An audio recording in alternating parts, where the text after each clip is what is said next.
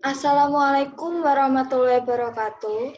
Perkenalkan, nama saya Ayu Budi Utami, NIM 180205148 dari kelas 18 A4. Di sini, saya akan mempresentasikan hasil diskusi dari kelompok kami, yaitu kelompok 1, yaitu tentang cedera benda tumpul. Kelompok kami yang beranggotakan, saya sendiri Ayu Budi Utami, Herlina Parwati, Laila Mar'atul Qonitah, Siti Marifatul Faizah. Untuk berikutnya, saya akan menjelaskan apa yang ada bahasan pada presentasi kali ini. Yang pertama, apa itu cedera atau trauma? Yang kedua, apa yang dimaksud dengan trauma akselerasi dan deselerasi? Yang ketiga, apa saja akibat dari trauma tumpul? Yang keempat, apa saja macam-macam derajat luka? Di sini yang pertama, saya akan menjelaskan apa sih itu traumatologi. Traumatologi berasal dari kata trauma dan logos. Trauma sendiri berarti kekerasan atas jaringan tubuh yang masih hidup, dan juga disebut dengan living tissue. Sedangkan untuk logos berarti ilmu. Jadi, untuk pengertian traumatologi sendiri yaitu ilmu yang mempelajari semua aspek yang berkaitan dengan kekerasan terhadap jaringan tubuh manusia yang masih hidup, dan juga mempelajari tentang luka dan cedera serta hubungannya dengan berbagai kekerasan. Sedangkan yang dimaksud dengan luka sendiri, apa sih itu luka? Luka adalah suatu keadaan ketidaksinambungan jaringan tubuh akibat kekerasan. Kegunaannya selain untuk pengobatan, juga dalam kepentingan forensik, sebab dapat diaplikasikan guna membantu penegak hukum dalam rangka membuat terang tindak pidana kekerasan yang menimpa tubuh seseorang. Trauma atau cedera merupakan hal yang biasa dijumpai dalam kasus forensik. Trauma dalam bidang forensik sudah dikenal sejak lama pada masa Persia dan masa kuno. Pada masa Persia dan masa kuno, telah dikenal tingkat atau kualifikasi luka dan pemeriksaan yang dilakukan pada orang-orang yang mengalami perlukaan. Aquilia 572 SM menulis tentang perlukaan yang dapat mematikan dan pendapat medis dalam menaksir kegawatannya. Menurut Bond 1970, adalah orang yang pertama kali membedakan luka antemortem dan postmortem. Trauma merupakan salah satu penyebab kematian, baik kematian yang mendadak maupun tidak mendadak. Untuk itu, diperlukan pengetahuan yang teliti, apakah perlukaan pada seseorang dapat berakibat fatal atau tidak. Dan ini merupakan poin yang sangat penting untuk membantu proses peradilan. Trauma dikelompokkan berdasarkan sifatnya, yaitu menjadi trauma mekanik dan trauma kimia. Untuk pengertian trauma mekanik atau luka mekanik sendiri, apakah kalian sudah tahu? Dan di sini saya akan menjelaskan apa sih itu trauma mekanik atau luka mekanik. Yaitu yang disebabkan oleh kekerasan benda tajam, benda tumpul, dan senjata api. Trauma atau luka mekanik terjadi karena alat atau senjata dalam berbagai bentuk alami atau dibuat manusia. Senjata atau alat yang dibuat oleh manusia seperti kampak, pisau, panah, martil, dan lain-lain. Bila ditelusuri, benda-benda ini telah ada pada saat zaman prakuno. Dan selanjutnya, saya akan membahas tentang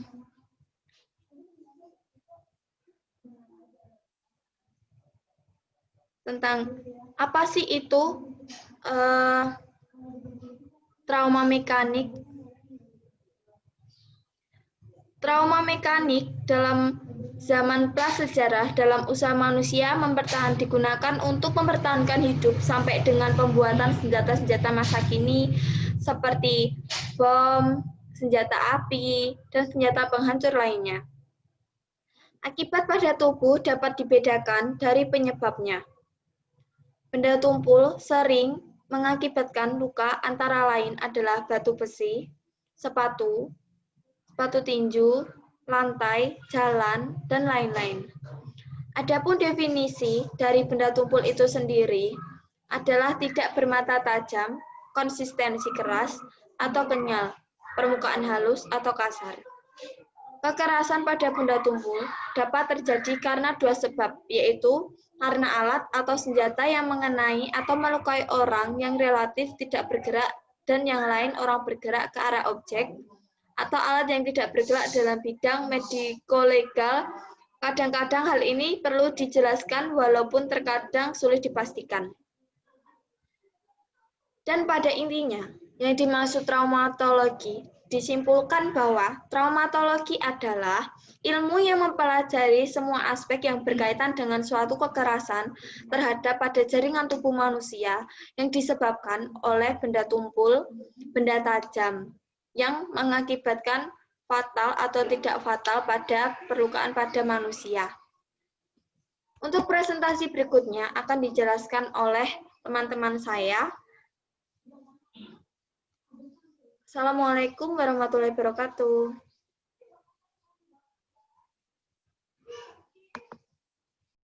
Perkenalkan, nama saya Herlina Parwati. Di sini saya akan menjelaskan dua topik subbab. Yang pertama yaitu luka akibat cedera benda tumpul, dan yang kedua yaitu klarifikasi cedera benda tumpul berdasarkan jaringan atau organ yang terkena.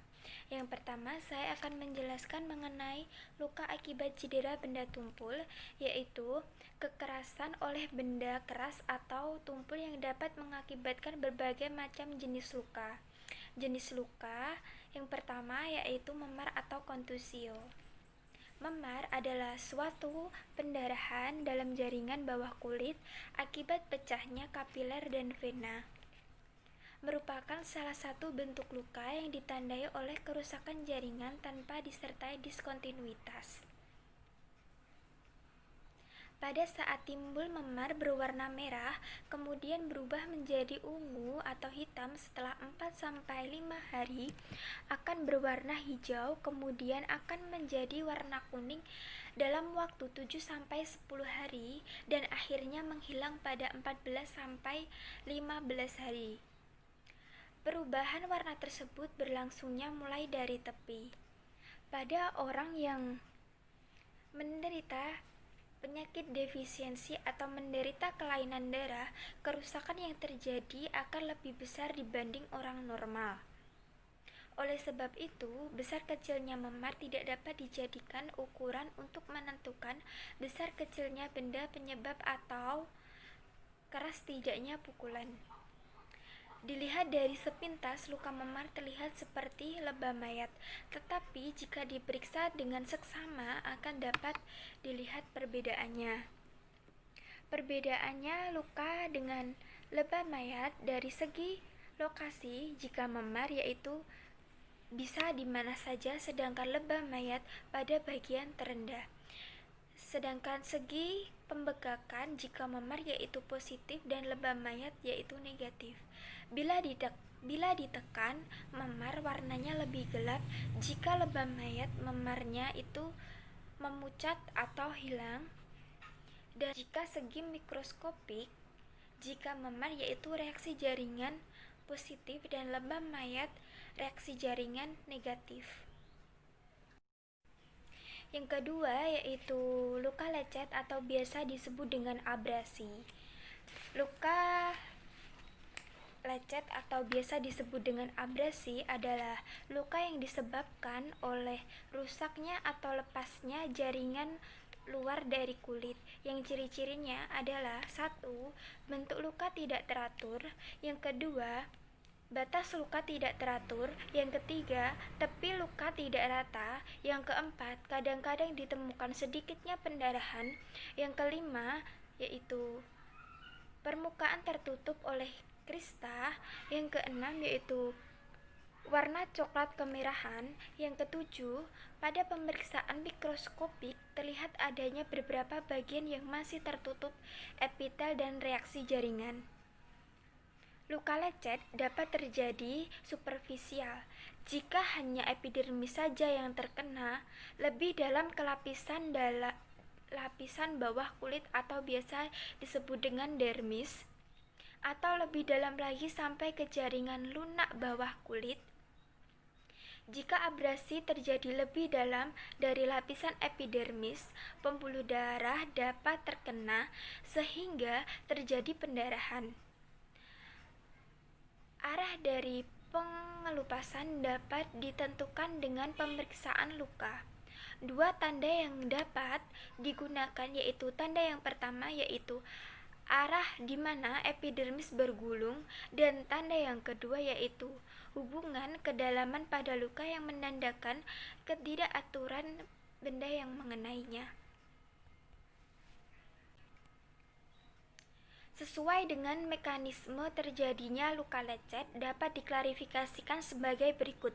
Yang pertama yaitu luka lecet gores, yang kedua luka lecet serut, yang ketiga luka lecet tekan, dan yang keempat luka lecet geser.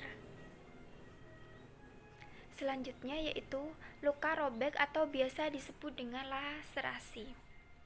Luka robek atau biasa disebut dengan laserasi yaitu vulcus laceratum atau luka terbuka adalah luka yang disebabkan karena persentuhan dengan benda tumpul dengan kekuatan yang mampu merobek ke seluruh lapisan kulit dan jaringan di bawahnya.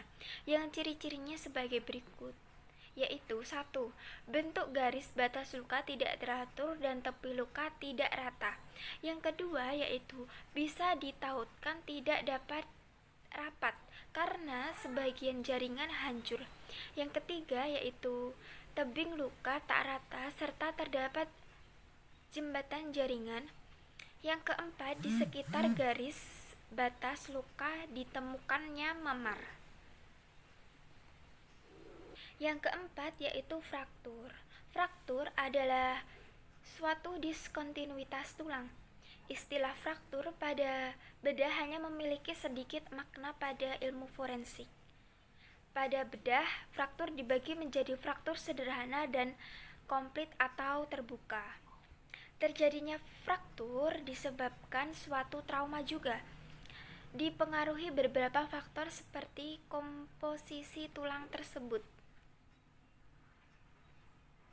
Anak-anak yang tulangnya masih lunak, sehingga apabila terjadi trauma atau cedera, khususnya pada tulang tengkorak, dapat menyebabkan kerusakan otak yang dapat menyebabkan fraktur tulang tengkorak. Wanita usia seringkali telah mengalami osteoporosis, di mana dapat terjadi fraktur pada trauma yang ringan. Pada kasus di mana tidak terlihatnya adanya deformitas, maka untuk mengetahui ada tidaknya fraktur dapat dilakukan pemeriksaan menggunakan sinar X. Mulai dari fluoroskopi atau foto polos, radiografi merupakan teknik lain dalam mendiagnosa adanya fraktur. Yang kelima yaitu kompresi. Kompresi yang terjadi dalam jangka waktu lama dapat menyebabkan efek lokal maupun sistemik, yaitu afiksia traumatik, sehingga dapat terjadi kematian akibat tidak terjadi pertukaran udara.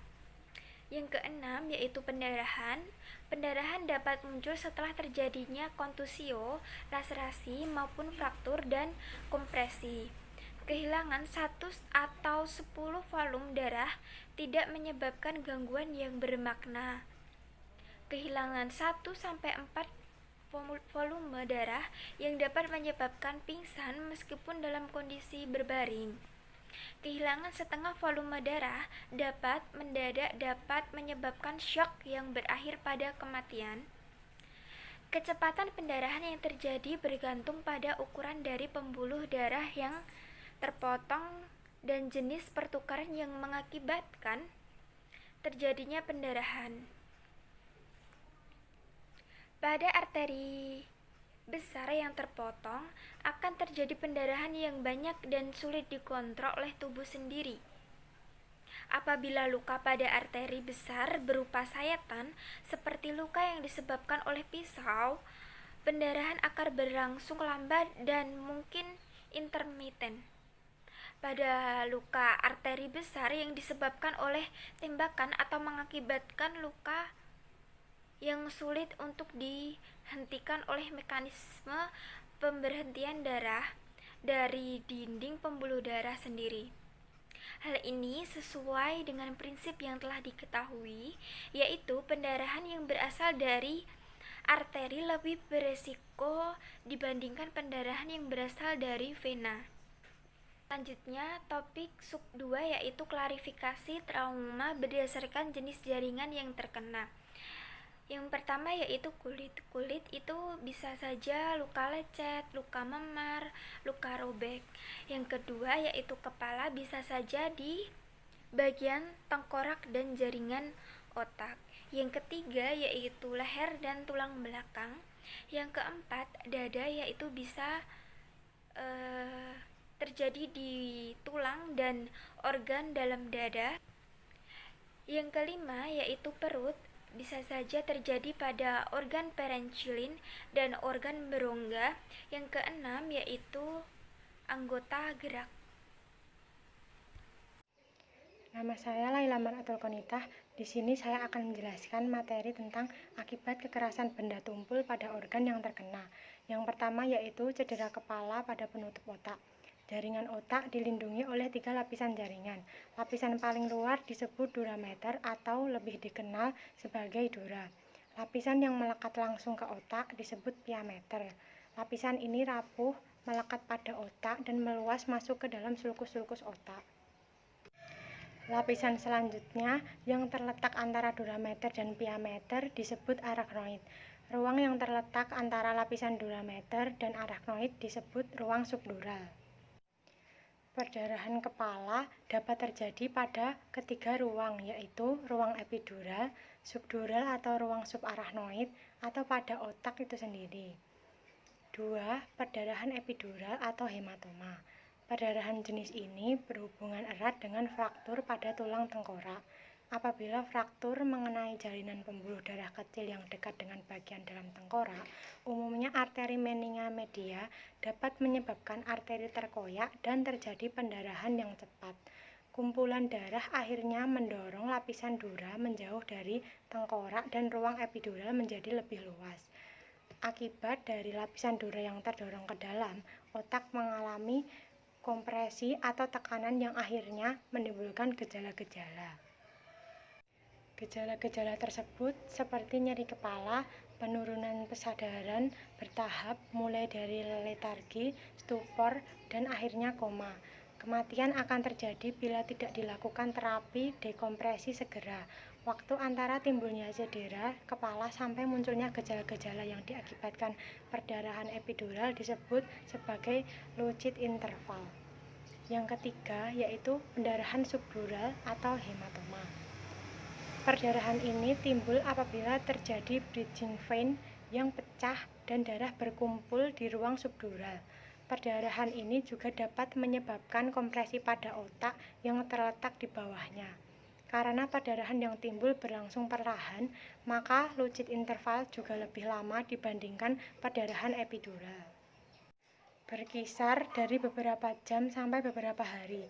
Jumlah perdarahan pada ruang ini berkisar di bawah 120 cc sehingga tidak menyebabkan perdarahan subdural yang fatal. Penyembuhan pada perdarahan subdural dimulai dengan terjadinya pembekuan pada perdarahan. Pembentukan skar dimulai dari sisi dura dan secara bertahap meluas ke seluruh permukaan bekuan. Pada waktu yang bersamaan, darah mengalami degradasi. Hasil akhir dari penyembuhan tersebut adalah terbentuknya jaringan skar yang lunak dan tipis yang menempel pada dura. Seringkali, pembuluh darah besar menetap pada skar sehingga membuat skar tersebut rentan terhadap perlukaan berikutnya yang dapat menimbulkan perdarahan kembali. Waktu yang diperlukan untuk penyembuhan pada perdarahan subdural ini bervariasi antar individu, tergantung pada kemampuan reparasi tubuh dari individu itu sendiri. Yang keempat yaitu perdarahan subarachnoid. Penyebab perdarahan subarachnoid yang tersering ada 5 dan terbagi menjadi 2 kelompok besar, yaitu yang disebabkan trauma dan yang tidak berhubungan dengan trauma.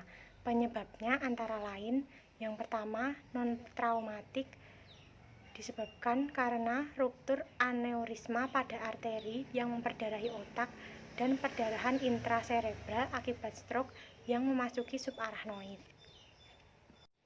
Yang kedua yaitu traumatik. 1. Trauma langsung pada daerah vokal otak yang akhirnya menyebabkan perdarahan subarachnoid. 2. Trauma pada wajah dan leher dengan fraktur pada tulang servikal yang menyebabkan robeknya arteri vertebralis. 3. Robeknya salah satu arteri berdinding tipis pada dasar otak yang diakibatkan gerakan hiperekstensi yang tiba-tiba dari kepala. Arteri yang lemah dan membengkak seperti pada aneurisma sangat rapuh dindingnya dibandingkan arteri yang normal. Akibatnya, trauma yang ringan pun dapat menyebabkan ruptur pada aneurisma yang menyebabkan banjirnya ruang subarachnoid dengan darah dan akhirnya menimbulkan disfungsi yang serius atau bahkan kematian.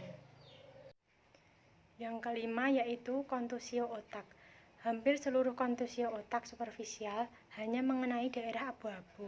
Beberapa dapat lebih dalam mengenai daerah putih otak. Kontusio pada bagian superficial atau daerah abu-abu sangat penting dalam ilmu forensik. Rupturnya pembuluh darah dengan terhambatnya aliran darah menuju otak menyebabkan adanya pembengkakan dan seperti yang telah disebutkan sebelumnya, lingkaran kekerasan dapat terbentuk apabila kontusio yang terbentuk cukup besar. Edema otak dapat menghambat sirkulasi darah yang menyebabkan kematian otak, koma, dan kematian total. Poin kedua terpenting dalam hal mediko-legal adalah penyembuhan kontusio tersebut yang dapat menyebabkan jaringan parut yang akan menyebabkan adanya fokus epilepsi. Yang harus dipertimbangkan adalah lokasi kontusio tipe superficial yang berhubungan dengan arah kekerasan yang terjadi. Hal ini bermakna jika pola luka ditemukan dalam pemeriksaan kepala dan komponen yang terkena pada trauma seperti pada kulit kepala, kranium, dan otak. Ketika bagian kepala terkena benda yang keras dan berat seperti palu atau botol bir, hasilnya dapat berupa kurang lebihnya yaitu abrasi, kontusio, dan laserasi dari kulit kepala. Kranium dapat patah atau tidak jika jaringan di bawahnya terkena. Hal ini disebut COP. Hal ini terjadi saat kepala relatif tidak bergerak. Selanjutnya, saya akan menjelaskan materi tentang pola trauma. Terdapat beberapa pola trauma akibat kekerasan tumpul yang dapat dikenali, yang mengarah kepada kepentingan mediko-legal. Contohnya, 1. Luka terbuka tepi tidak rata pada kulit akibat terkena kaca spion. Pada saat terjadi kecelakaan, ketika terjadi benturan, kaca spion tersebut akan menjadi fragmen-fragmen kecil. Luka yang terjadi dapat berupa abrasi, kontusio, dan laserasi yang berbentuk segi empat atau sudut. Yang kedua, pejalan kaki yang ditabrak kendaraan bermotor biasanya mendapatkan fraktur tulang panjang kaki. Hal ini disebut bumper fractures. Adanya fraktur tersebut yang disertai luka lainnya pada tubuh yang ditemukan di pinggir jalan, memperlihatkan bahwa korban adalah pejalan kaki yang ditabrak oleh kendaraan bermotor. Karena hampir seluruh kendaraan bermotor ketika mengerem mendadak, pengukuran ketinggian bumper dan tinggi fraktur dari telapak kaki dapat mengindikasikan usaha pengendara kendaraan bermotor untuk mengerem pada saat kecelakaan terjadi. Yang ketiga yaitu penderita serangan jantung yang terjatuh dapat diketahui dengan adanya pola luka pada dan di bawah area headband dan biasanya terbatas pada satu sisi wajah. Dengan adanya pola tersebut mengindikasikan jatuh sebagai penyebab bukan karena dipukul. Yang keempat, pukulan pada daerah mulut dapat lebih terlihat dari dalam.